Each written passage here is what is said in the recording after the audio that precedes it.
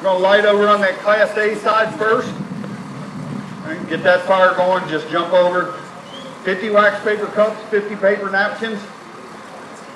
The use of the fuel package came from Dr. Schroeder, who was the fire protection engineer. So this is his test. We've copied it over and over again. He's the one who decided the 50 wax disc cups, 50 paper napkins. It's just a real nominal fuel load. It's just enough to get it going, but what we show is what can take place. Now, think about it in a hog confinement setting. If you have this fire initiate or begin, a lot of times those buildings are checked, what, twice a week, twice a day, morning chores, afternoon chores. They may have to do some vaccination. A lot of times they're reported, those confinements are reported. Smoke first showing. Eventually fire will extend out. Fire crews aren't going to make entry unless there's a life safety issue. Hey Trace. Yeah. Why is your mic feeding back like that? That would be your mic. Get the heck away from the speaker. All right. What I was saying about is you know, generally fire crews won't make entry into the hog confinements unless there's a life safety issue. Think about it, most of them got an 8-foot pit, plastic floors, and there's really no need for them to go in there. So they're going to wait for the fire to either A, ventilate, extend out, the ceilings to drop in, fire to extend out from that point. That's why we lose them to the ground mostly. But showing the makeup of this product on the walls is an explanation of what goes on inside there. You could have this fire go and be left unchecked for at least an hour or two. I mean, once again, we've got maximum openings in these rooms that you guys are seeing today, but sometimes those gestation barns, those sparing barns are divided into 20 separate rooms, however many there are part of the building. So this thing could burn unchecked within that room for a while until it extends out of that door, which is usually made of the same product, then gets into a hallway. You know, you can have 500 foot long building with a hallway that runs end to end of that 500 feet with no stops in between. Fire extends through that door, gets out of the hallway, guess what's on the hallway walls? Same product. Fire then extends up and down that thing and just goes up and down and all it wants to. You can kind of see where we're at on the wall on the HDPE side. Our fuel package is kind of nominally burning. Class A is probably still burning. I can't see you guys over that side. Is it still burning good? Okay. They still burn at the same rate, the same product. They're going to go and go and go until either A, they burn out, or B, we get their product involved. Once again, dynamic changes within the room. You can kind of see it on the one on the HDPE. You can kind of see how it's working onto that plastic a little bit on the back left side there. Going to get that involved. So what this stuff originally was made for was for countertops. Going on to commercial countertops, this product was. They let it be rated for that as such, so on a horizontal surface. So they let them test and burn and do their test burns to get their rating, starting with the product on a horizontal plane, starting on one end and letting it burn horizontally. That's how they originally got their fire rating. However, when they started using it for a wallboard material, and you flip it on a vertical plane like you guys are seeing right now, it drastically changes the fire rating and what it can do and how it burns. So originally, like I said, it wasn't a wallboard-based product, but that's what they use it for now. The testing on it has changed, and there will be new requirements coming out for this stuff, for its fire rating. Trace, do you remember what that standard is for it? Do you leave? NFPA 528. Thanks, sir. All right, guys, what's the Class A doing? Is it about out? Just about It's out. about burning up over there. What's the wall look like? A little scorched. Little scorched. So you're going to have a black mark on that Class A. You guys can see what the HDPE is doing. Most of our fuel package, that original fuel package, is gone. So Still maintaining 1200 degrees in that back right corner. that's as that plastic gets involved, burn through the plastic, then get the plywood involved as well. Once again, think of this being in a hog confinement room, unchecked, something going on, LB white fails, heat lamp comes down, some other competent ignition source drops down, maybe there's a feed stacks there sitting along the corner, something else, a plastic tub. We get that involved. It sits there and burns on this corner along the wall for quite a long time. As we're the whole time, we're just keep involving more and more of that HDPE. You kind of see how it just keeps extending up the wall and growing and growing. Class A, I see a little bit of fire over there. Looks like you still got some of the initial product burning. Little product burning, not Class A. That's just the napkins, paper cups, plastic bag burning over in that corner.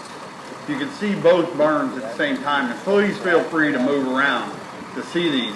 The Class A is doing absolutely nothing.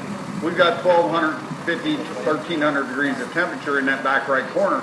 That's because of the high density polyethylene paneling product. It's starting to paralyze and contribute heat release into the fire event. Now, as this fire progresses and grows, and you see the temperatures, remember what you saw in the living room, the shop, and the bedroom. You can see the fuel load we have in and the contents we put in that room to create that kind of fire. You know, you've got a couch, upholstered chair, upholstered couch, tables, all with polyurethane inside of them, all polyurethane cushions that are going to elevate and raise those temperatures are all considered fuel load. Bedroom as well. All we got in here is that Class A, or that HDPE, I'm sorry, the HDPE. Watch the smoke layer, watch the temperatures we start developing at the ceiling from just that corner burning. Okay, now we're up over 230 degrees at the ceiling. This is when you'll start seeing the dynamics of the room change, just from the heat release and the collection of the superheated gases at the ceiling. It's about 260 or 250. Okay, 1,300 degrees still over in that back right corner. That's just the material burning, the HDPE supplying fuel and heat to that. 275 degrees at the ceiling.